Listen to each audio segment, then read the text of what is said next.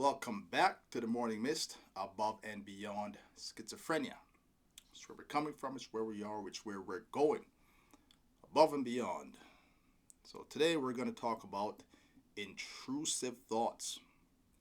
I wanted to do a look at this for a while now, but somebody, I've been getting caught up with other stuff. So somebody asked me to look into this and to make a video about it. So I thought, why not?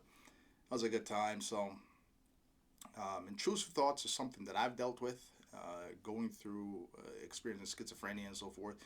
Now, when I was looking into this intrusive thought stuff, I thought that this was a feature of schizophrenia, right? And remember, I did not concern myself with the intricacies of schizophrenia. My mom did. My mom was all about getting monthly magazines and knowing all kinds of stuff. I didn't want anything to do with it. Not because I felt any kind of I never had schizophrenia. I believe that that was manifested within me, but I didn't think that it was all schizophrenia, right? The delusions and so forth. But like the voices and the manifestations of it, I recognize that as what is considered schizophrenia. But I understood the danger, and I might want to take a look into this as well, of studying into something. And when you don't want to, let's just say this, there is a risk to knowledge, right? And sometimes we don't know that. And a lot of times you look into something and you recognize yourself in a lot of these things, and it becomes more difficult for you to pull out of it, right? So I kind of wanted to keep that separation. So, but anyways, I looked into not looked into, but I thought that intrusive thoughts, what I was experiencing, was a part of this schizophrenia, and maybe it was, but for me, I did not talk to the doctors about uh, experiencing that, right? Because when you're going through psychosis, you are, especially to the level I was, where I did not trust anybody. I could not trust anybody I met. I felt at one point or another that they were in my head, reading my thoughts, that there was this conspiracy against me, and everybody was in on it. And so I felt pretty isolated. So now when I'm talking to the doctors, and the doctors are uh, reading my thoughts and commenting on my thoughts, it makes it pretty difficult to want to trust them, right? So what I did, I only answered questions that they asked me, and I tried to be truthful. And then the angel on the side would correct me if I'm doing something wrong, and told me to keep quiet during certain parts of the conversations. And so I never really divulged any information that was more than what was requested. There's a lot was happening with me, a lot of things I was experiencing that I never told the doctors. I never told them, right? They just know I was a prophet, and I was fasting because God told me so. And that was, and my mom's a witch, and all this stuff like that, and that was pretty much the extent of what they knew. The rest of the time, I would just shut my mouth, and and maybe they ask me some questions. Do you feel this is yes? You, no, whatever, right? And I'll go forth like that. So I learned some stuff reading the about intrusive thoughts. I thought was very interesting, and I'm hoping to share that with you today. And yeah, hopefully it helps somebody, or at least uh, prompts you to maybe look into that yourself and see if maybe somebody in your life has showing some of these features, and what we can do to combat some of those, as well as I share my experience on how I overcame intrusive thoughts, as well as the nature of the intrusive thoughts that I was experiencing. So let's take a look at this article. MD.com, and This article that I found, there's a lot of different articles, but they pretty much say the same things. So I'm going to look at a couple of them, two, three of them, and just kind of go through it and see what they say. So this one, what are intrusive thoughts? So have you ever had an unwanted thought or image to get stuck in your head? Usually you can ignore it and move on, but sometimes it just keeps popping right back up. You don't want to have these sticky, uncomfortable thoughts. So why do they happen to you? They are called intrusive thoughts, and nearly everyone has them from time to time, and they range from random images to disturbing and violent ideas like punching someone in the face or hurting yourself. So, varying degrees. They're usually harmless, but if you obsess about them so much that it interrupts your day to day life, this can be a sign of an underlying mental health problem. Intrusive thoughts can be a symptom of anxiety, depression, or obsessive compulsive disorder. So, like I said, I wasn't diagnosed with anxiety, depression, or OCD. I do know that the intrusive thoughts caused me to be extremely anxious, and later on, cast me in a depression, or at least it contributed to the depression. So, but like I said, I didn't really. To me, diagnosis doesn't matter. What matters most is how the heck do I get beyond it. That to me. That's what's important, or more important. So, types of intrusive thoughts. So, intrusive thoughts can come in many forms. Here are a few of them. Sexual thoughts. It's natural to often have sexual thoughts, no matter what your gender. When you feel uncomfortable with or shocked by such thoughts, you may fixate on them and try hard to push them away. Experts say it's best to remind yourself that these thoughts are just passing, automatic thoughts.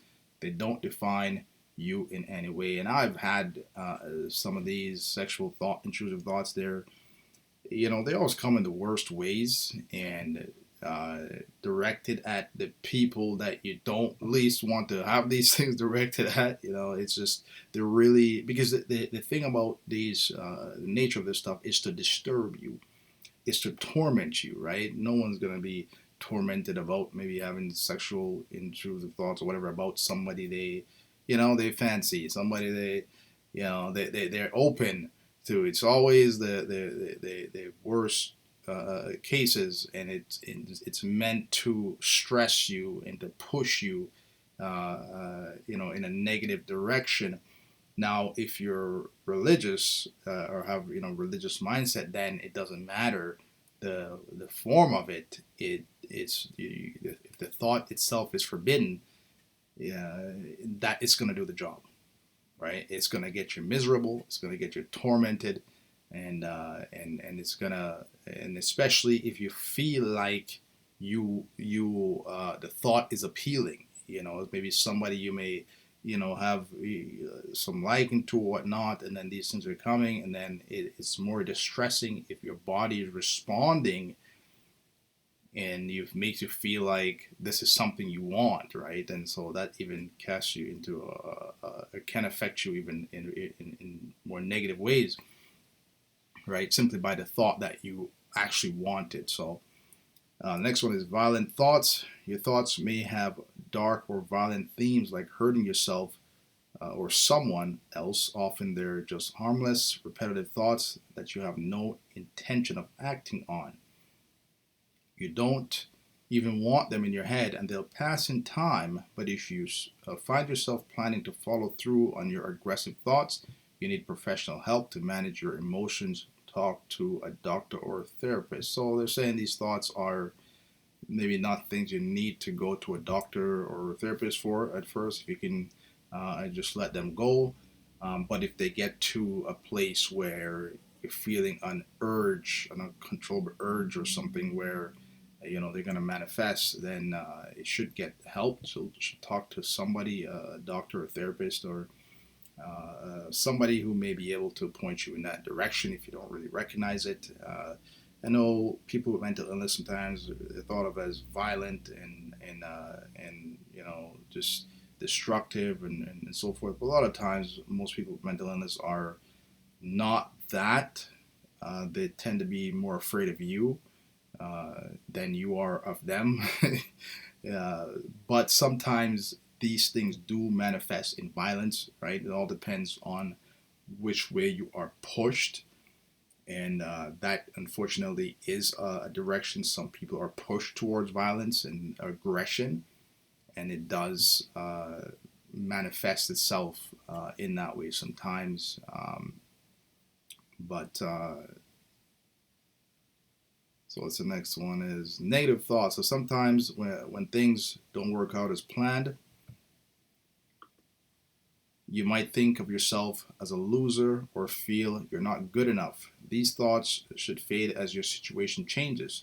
But if they become overwhelming, you could have depression or anxiety. Talk to a mental health professional about how to control your symptoms. So yeah, negative thoughts.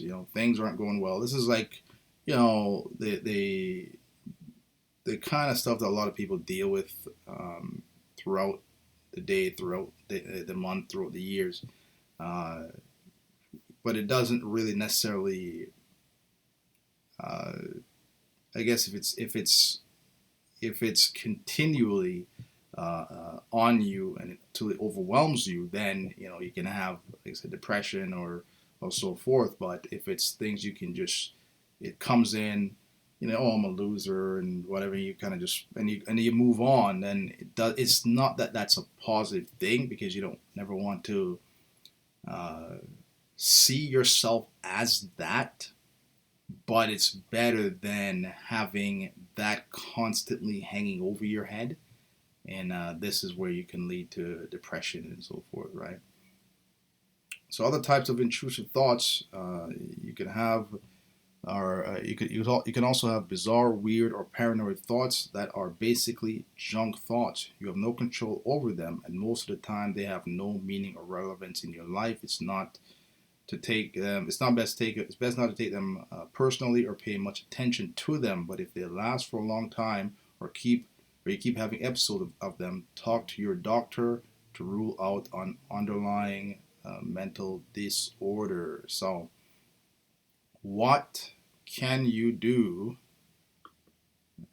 to alleviate some of this? So, at the end of the day, most intrusive thoughts are just thoughts. They're not red flags or signal that you actually want to do the disturbing things you're thinking about. If they bother you, you can take steps to cut down on their frequency and intensity, which is good, right? Because this last part, if they bother you, you can take steps to cut down on their frequency and intensity. So you can take steps.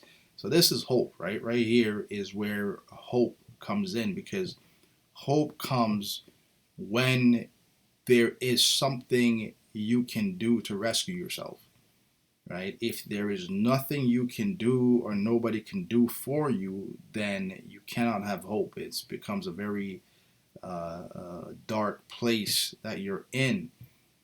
So hope comes when there is a chance of rescue, and this says we can rescue ourselves, right? Just take steps to cut down on their frequency and intensity, and I think we can totally rid ourselves of them, right? And your hope is, like there's a saying that says you get what you expect, and I think sometimes people's hope don't go all the way. It just goes to, like it says, cut down their frequency and intensity. Well, if that's what you expect, then you're not going to get more than that, right? So you can recognize and label them for what they are. These are steps. Intrusive thoughts that you can't control. So recognize them for what they are. So these are thoughts that I can't control, right? These are intrusive thoughts that I can't control, right? So when you recognize them, you see them as separate, right? You say, this is what they are. And if you can identify yourself, this is me, this is what I want to think, this is what I believe, this is, identify yourself. And then you can identify the thoughts that are opposite to you. And then, moreover, you cannot control them. So now you create a little bit of space between you and the thoughts, right? There's a separation, which is what you like to maintain. So just let them linger instead of trying to push them away, right? So now once you can recognize them over here and you over there, now you don't want to pay attention to them, right? Don't try to fight them, don't try to struggle with them, don't try to push them away. Just let them go, right? And the reason why that is I gave it an analogy one time. As a person who maybe gets attacked by a snake or something like that, and you're wrestling with the snake, and you know, chances if you have the opportunity to get up and leave, leave. If you're sitting there on the ground, rolling around, wrestling with the snake, and you want to be free from the snake, there's chances are the snake's gonna bite you, right? So, what you want to do is, and these thoughts are that's that snake. You want to just walk away. Don't wrestle. Don't fight with them. Don't push them. When you do that, you have to focus your attention, and these things feed off attention, right? They feed off attention. They grow off attention. That's nourishment. They thrive, and you're hurting yourself and your chances because they grow stronger, and you will grow weaker as a result. So accept that they will pass eventually. Now, this I say, yeah, I'm more like to say accept that they have passed, and this is where my thoughts are a little different on that, because if I look at this, they will pass. I always keep this in front of me, and that's good.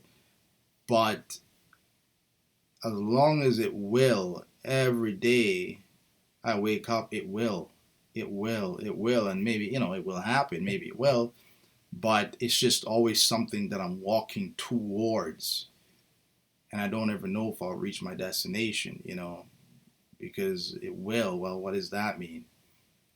I don't really hold it. It will. So I don't really like that. So I chose, I got through mine. I chose to accept that it has happened already. Or I shouldn't say mine. I should say that intrusive thoughts, because it was never mine to begin with. Right? If it was mine, I'd want to keep it. I wouldn't be struggling against it. So I accepted that it had passed, and by doing so, I was no longer looking into the future, waiting for it to happen. To me, it already happened, and then I was able to, just by doing that, I was able to accomplish this a lot easier, because no longer listen, if it has happened, what am I struggling against? What am I trying to push away? I can't be trying to push something away if I don't have it. You see? So by accepting that it has happened, I can live my life. I can be happy. I can be grateful. I can just let them linger. Why? Because they're not there. I have recovery, and I became grateful every day. I'm thankful for a peaceful mind. I'm happy. I'm good. I can be grateful. I get kept going like that, right? Because I already had it. I'm not gonna wait for it to happen and then I'm gonna be grateful, right? If I already had it, if it already happened, I can be grateful right now.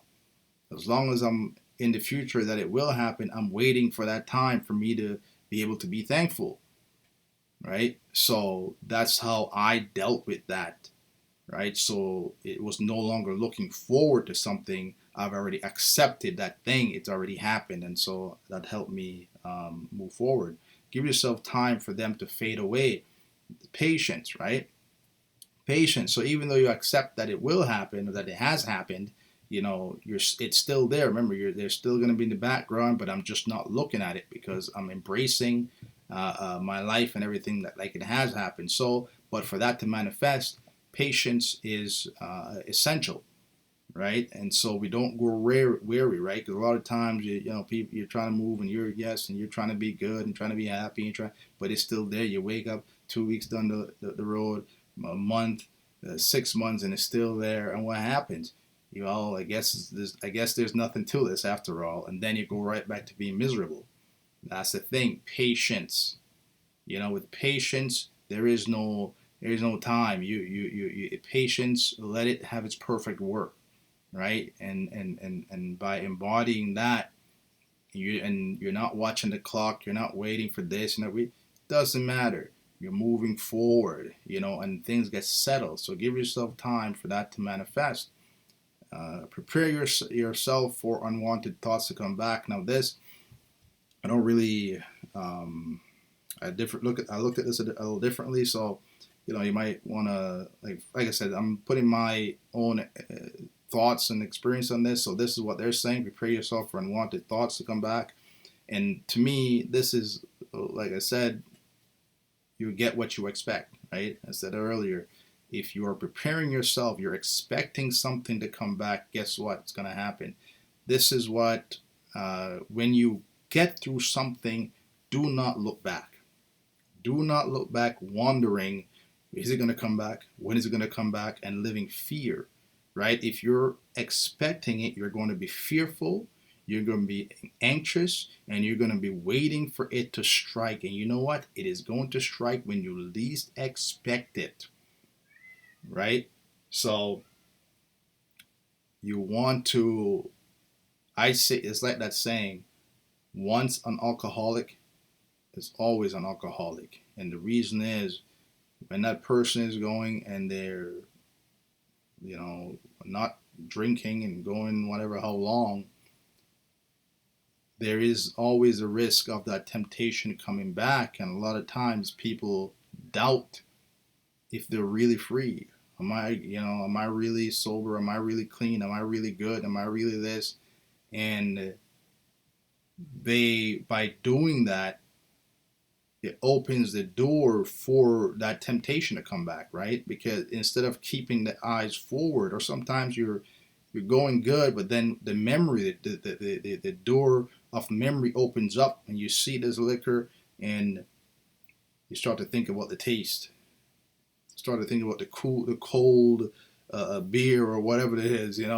You start to go back in memory land, and as soon as you know it, you're right back there, right? And you live with that fear. You live in memory. Sometimes when you're going, you have these intrusive thoughts, and you're thinking about what it was like, or reliving it and so forth. You're just going backwards right into it, because if your eyes are focused in the back, that's where you're going, right? Or you're going to trip and fall.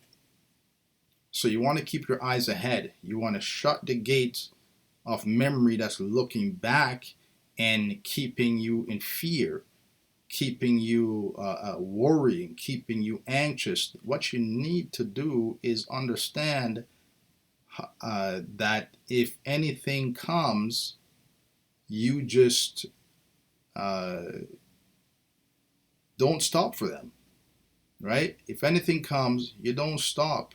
You just keep walking. For me, when this took hold was when I was, I think I was at work, and I heard the voice says, "Curse God."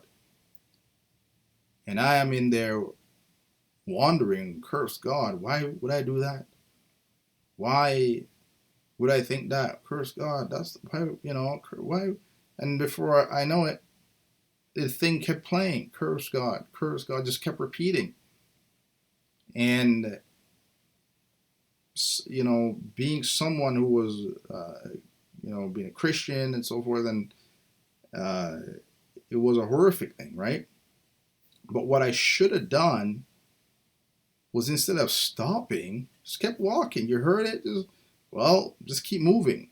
Don't stop. It wasn't me, right? But because I was unprepared, in the sense that I didn't know, this is where, if you're going to prepare, this is what you need to prepare for, is what to do if anything comes back, right? It's not that you're not preparing for it to come back.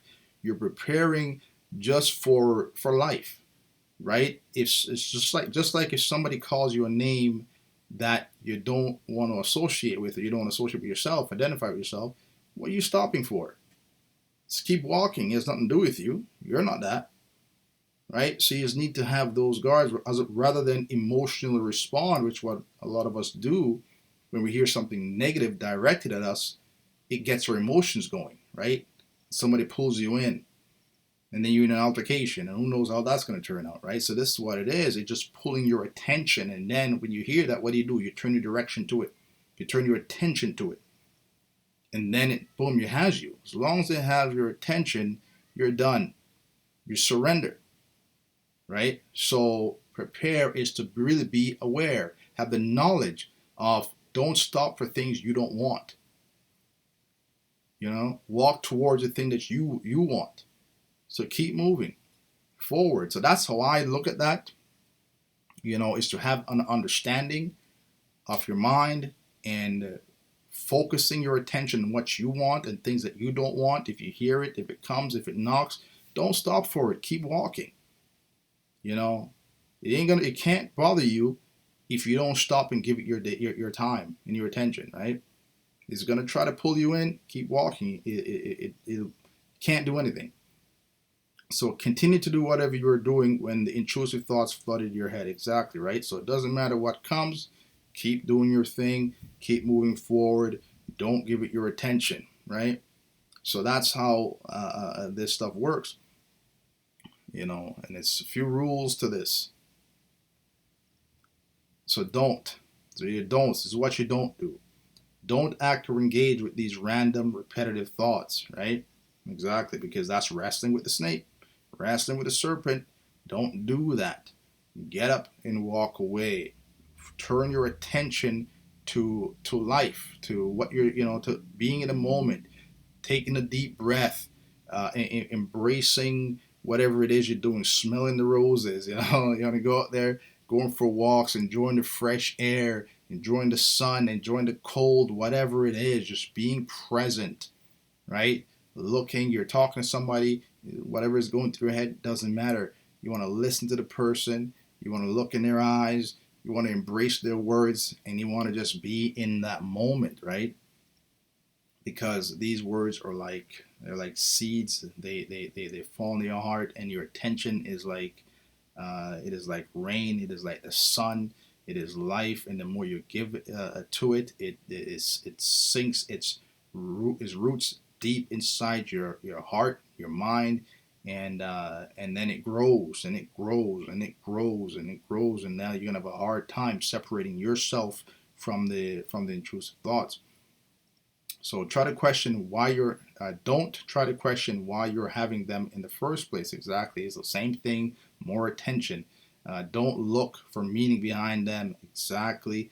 More attention. You're giving it your time. It's going to grow. Don't suppress them. If you do this, you may fixate more on them. Exactly.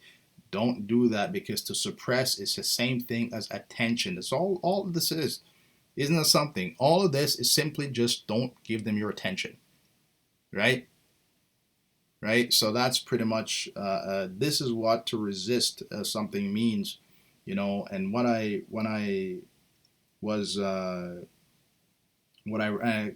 talked about using biblical quotes and stuff to help me go through them, and one of the quotes I read and I use says, "Resist the devil and he shall flee." And so to resist means to turn away. Don't give him your time. Don't give him your attention, right? And so this is exactly what it is. It's all acts of resistance, right? It's to just turn away, right? Because these things just want your attention, and if you do not give your attention, there is nothing it can do, right? It's just going to try to find another way to come at you.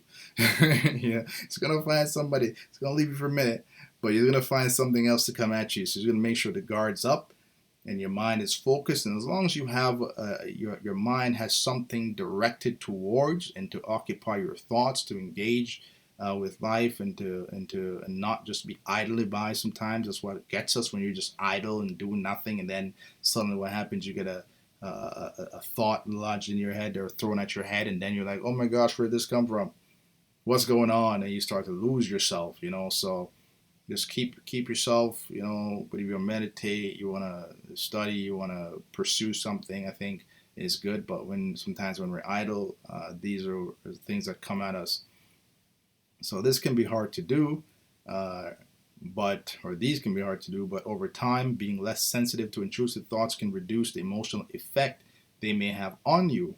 it also helps you feel more in control of them. So yeah, definitely it's hard, but you want to build up some resistance, some antibodies against them, right? And so you, if you're sensitive, then that's when you tend to be more reactive, right?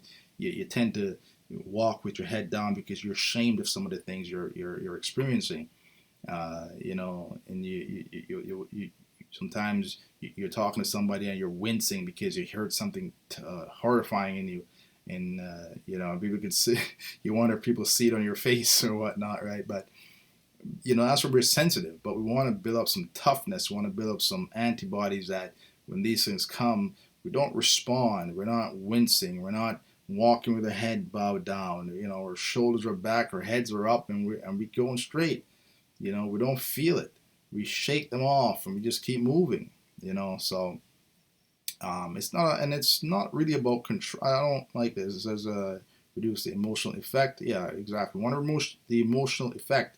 We don't want to be emotionally affected or tied to them, right? This is why recognizing them apart from yourself is really important, because when you're doing that, you're not emotionally attached, because it's not you, right? You're not going to be emotionally attached to somebody saying something that you're not saying, right? So if you can recognize you're not saying it, then you shouldn't be emotionally attached, but you have to first recognize that, and then by recognizing that and practicing not reacting to them, if you're used to doing that, you're gonna shake your heart a little bit, you're gonna feel like, oh, but just let it go, just let it slide, and just whatever. And then the more of it you don't react to, the more you build up that toughness, to build up that resistance, and then eventually it can play all day, and you're not even gonna react to it, so you're not gonna respect it. So it also helps you feel more in control of them. And I don't want to control it. Why in the world would I want to control something that's not me or mine?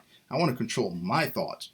These things are not you. And if this whoever wrote this, if they believe what they wrote when they're saying that these are not you, so why would you want to be in control of something that's not yours or not you? You know what I mean? Like, it makes no sense. So to me, you don't want to be in control or feel in control. It's not you. So there's nothing to do with you. You don't need to control or not control. You don't want to feel in control. Why would you want to feel in control of things that you don't want, right? So I don't subscribe to that. Leave it alone. If you're gonna leave it alone, let's leave it alone. It's not nothing to do with you. So possible mental health disorders to watch for. Sometimes thoughts go beyond.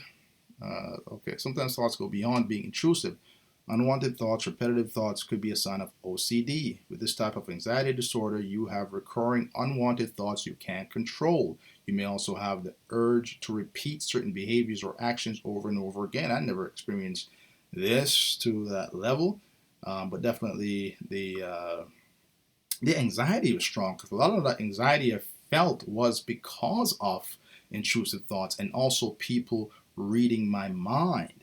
That's the worst combination. You know what I mean? Because there's things you don't want to have, and then you know, and then you're having people you don't want some of these thoughts towards reading your mind, and then you're like, it just makes you shake and makes you want to hide away. And this was one of the reasons why the isolation was a place for me, because it was everyone's reading my mind and commenting, and I couldn't even hear other people around, or else my mind would just start racing, and then the things I didn't want to say, they came more. So so that's really, so delusional thoughts, like thinking someone is always watching you or wants to hurt you, can be a sign of schizophrenia or bipolar disorder.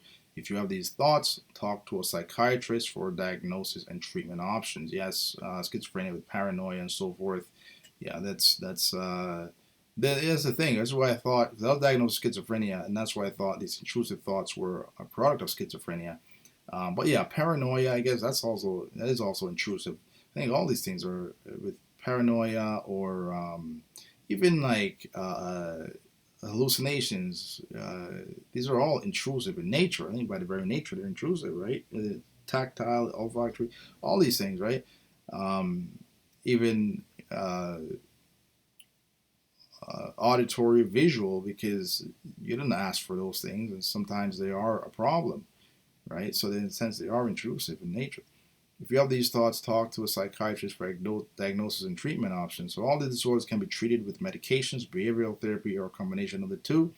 And, I'm not on medication or took no behavioral therapy, but I'm not against medications. And I'll talk about why that is in a minute, or not a minute, in another video, because a lot of people I know, not a lot of people, but some people are really for medications, some people are completely against medications, and is there a way that we can balance the two? And that's what I really want to talk about, because there's more to it than meds good or all good and all bad, right? So I really want to look at that.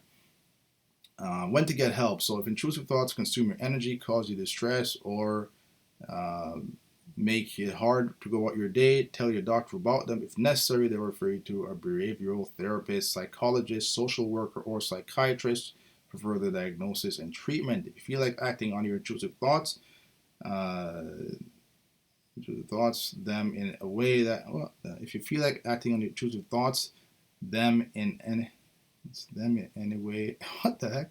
If you feel like acting on your intrusive thoughts in a way that could cause harm to yourself or someone else, get medical help right away. I don't know what the heck. Maybe I'm just tired. I can tell you that. I don't know what I'm reading right now. I'm just really tired. um, I want to look at another article actually, and let me see. All right, so I'm gonna end this video right now. Um, I'm already I'm already tired enough. um, but we're gonna pick up in a part two and finish this. Look more into some other articles and as well as add some of my own thoughts, some of my own experiences, and hopefully get some more insight. So until next time, I'm Paul, the Morning Mist 99, above and beyond schizophrenia. See ya.